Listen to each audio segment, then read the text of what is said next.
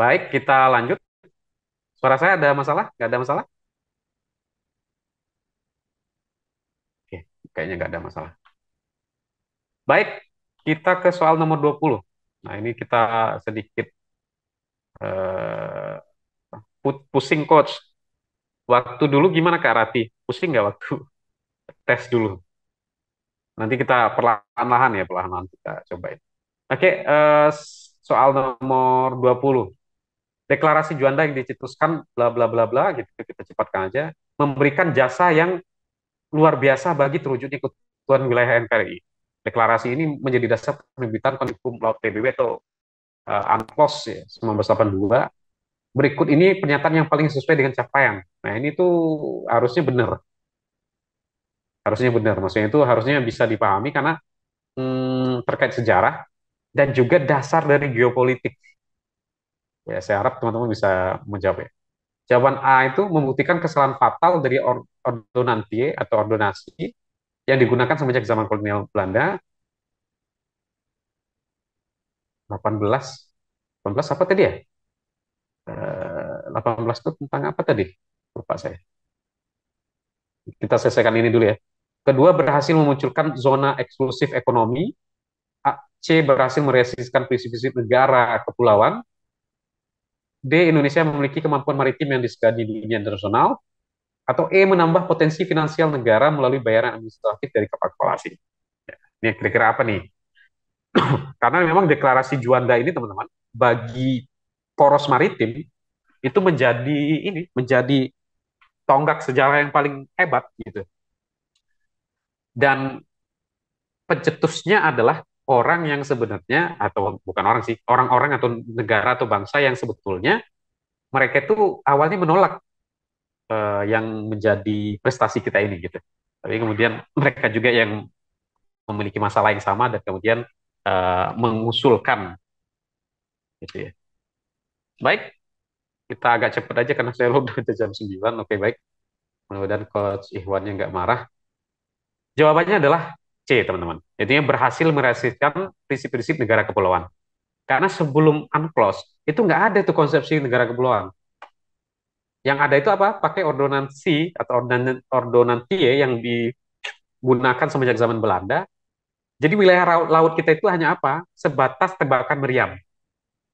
Sementara kita tahu antara Pulau Jawa dengan Pulau Kalimantan itu kan jauh sekali tuh. Ya. Nah, maka kemudian diperjuangkanlah prinsip-prinsip negara kepulauan. Tujuannya apa? Biar nggak ada laut bebas atau laut lepas gitu ya. Uh, Sehingga nggak mungkin tiba-tiba orang masuk pakai kapal selam gitu ya, muncul tiba-tiba di tengah-tengah yang itu tuh wilayah bebas. Nah, itu yang nggak diinginkan oleh bangsa Indonesia sehingga berjuang sekali sampai tahun 1982 ini kemudian archipelagic state itu atau kepulauan negara negara kepulauan itu kemudian kan. Oke, ini biasanya keluar Juanda ini. Oke, baik. Coach ada rekomendasi buku atau bacaan tertentu nggak untuk menalarkan TWK ini? Wah, bukunya banyak sekali Kak Nadia, banyak sekali. Kalau mau dicari itu banyak sekali. Coach mungkin di highlight. Oke, highlight. Oke, baik. Saya itu agak susah ini highlight gitu. Biasanya pakai iPad atau tablet jadi enak. Itu ini ya, C ya. Ya. Nggak harus baca semuanya. Dia cuma hal-hal penting aja yang terkait geopolitik, terkait kemerdekaan, terkait Pancasila biasanya. Kalaupun VOC yang tahun kapan itu keluar, itu kayaknya nggak tahu deh. Mungkin sial aja ya yang dapat soalnya. Atau topik-topik tertentu gitu, Coach. Topiknya sesuai kisi-kisi aja, Kak Nadia. Itu udah banyak banget kalau mau dibaca. Oke, baik. Kita lanjut biar agak ini. 21. Untuk mewujudkan tujuan nasional negara kesatuan Republik Indonesia, diperlukan proyeksi atau pandangan yang jelas bagaimana tercantum di dalam pembukaan Undang-Undang Dasar. Oleh karena itu, tentu saja dibutuhkan keterikatan yang jelas sehingga mampu menyentuh aspek-aspek mendasar yang ada mengenai pencapaian di masa depan Republik ini. Pernyataan di atas sesuai dengan salah satu landasan dari wawasan Nusantara yaitu apa? Ya. Ini tentang wawasan kebangsaan itu geopolitiknya Indonesia.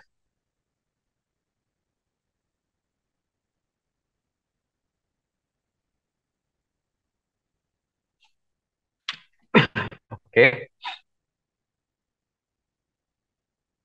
saya balas WA bentar ya.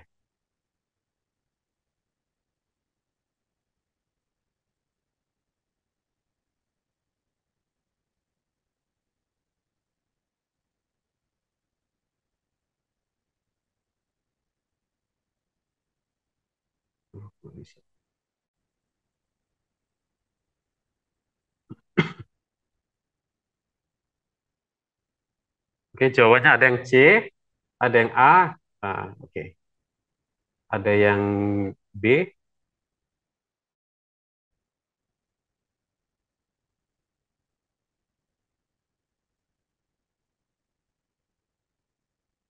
Oke, baik, baik teman-teman semua, jawabannya adalah ya ini menarik nih logika Kak Faiz ya.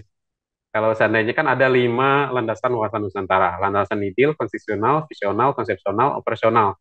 Ideal itu Pancasila, konstitusional itu Undang-Undang Dasar, visional itu wawasan Nusantara itu sendiri. Kemudian yang D itu landasan konsepsionalnya adalah ketahanan nasional, TANAS. Kemudian landasan operasionalnya adalah GBHN. Nah, jawabannya adalah C, benar Kak Faiz ya. Visional. Dan itu adalah wawasan Nusantara sendiri. Maksudnya di sini mungkin adalah pencapaian di masa depan. Betul, dia visioner. Nah, maka kaitannya landasan visioner ternyata bisa tanpa harus menghafal. Ya, tanpa harus menghafal ya. Baik, ini saya highlight nih. Highlightnya gimana sih sekarang? Oke, itu ya, C ya. Oke, selanjutnya ke nomor 22. Nah, ini ada dua ya, berarti soal ini saya bikin. Jika seorang anak-anak lahir di negara yang menganut ius soli dan anak tersebut lahir dari kedua orang tua yang berasal dari negara berasas ius sanguinis, maka jenis keluarga negara yang akan didapat oleh sang anak adalah, ini kayaknya harusnya benar nih jawabannya, karena sudah dua muncul. Jadi dia lahir di negara yang punya asas itu asasnya ius soli. Berarti ius soli itu apa? Ius soli itu dia dari soil ya, mirip dengan soil, itu tanah. Berarti di negara yang ngikut di mana anak itu lahir. Sementara orang tuanya itu berasal dari negara yang ius sanguinis berdasarkan darah. Ya, ini udah jelas ya. Berarti dia punya tawaran dua kewarganegaraan atau langsung diberi dua kewarganegaraan. Berarti jawabannya adalah B. Ya, bipatrit udah jelas. Nah, kita sudah jelaskan. Nah, kalau negara-negara mana yang ini segala macam itu jarang. Walaupun ada triknya teman-teman. Ini dicatat ya nggak apa-apa. Negara-negara yang ius sanguinis itu biasanya punya kaitan atau erat, apa istilahnya, mereka itu sangat mengagungkan sukunya atau keyakinan keagamaan kayak Israel ya. Itu sanguinis. Indonesia, Malaysia, Brunei itu sanguinis. Ya, jadi mereka itu lebih mengedepankan ini anaknya siapa. Karena kalau Israel kan memang keturunan berdasarkan ibu ya. Maka kalau pengen jadi orang Israel ya punya ibu orang Israel gitu ya. Oke, lanjut nomor 23. Ya, Soli Fardol Lisa. Oke, nomor 23, ketika berkunjung rumah salah seorang rekan kantornya, Anton terpaksa menjadi toleran tidak tidak satu pandangan dengan bentuk dan letak kamar mandi rekannya tersebut.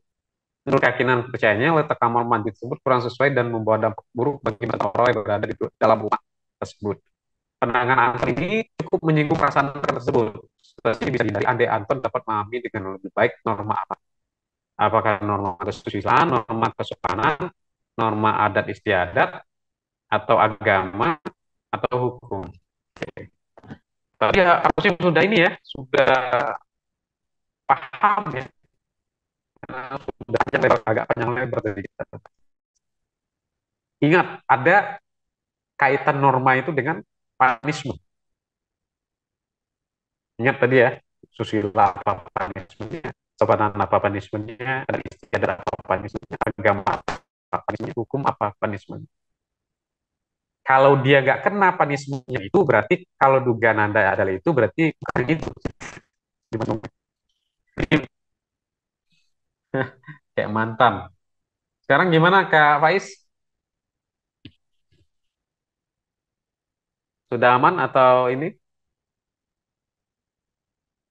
Di kantor saya itu nggak ada ventilasinya. Jadi ya, makasih Kak Dinas Kesehatan. Oke, terserah Coach Ikhwan gimana? Mau di ini? Mau dilanjut atau gimana? Oh, Coach Ikhwannya udah hilang ya? Oke, baik ya. Ini jawabannya adalah norma kesopanan.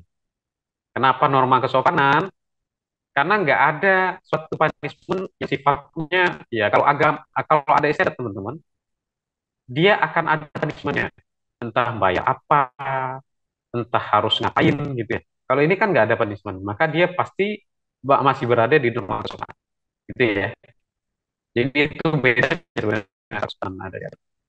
Dan dia nggak berusaha tidak agama, dia nggak masuk cara juga. Betul, Feng Shui betul. Tapi kan tidak ada, misalkan si Anton akan berdosa atau temannya itu akan berdosa. Kalau agama itu tuh yang sifatnya nanti itu kalau itu tidak dilakukan, maka kemudian nggak ada dasar yang lain. Makanya orang harus apa tuh harus eh, apa namanya itu menghormati orang tua tadi. Itu kan kalau nggak ada dari agama dari keyakinan, ya, ya nggak ada gitu. Yang cukup sama gitu, yang cukup sesuai dengan itu ya. Oke, baik kita lanjut. Mudah-mudahan bisa selesai.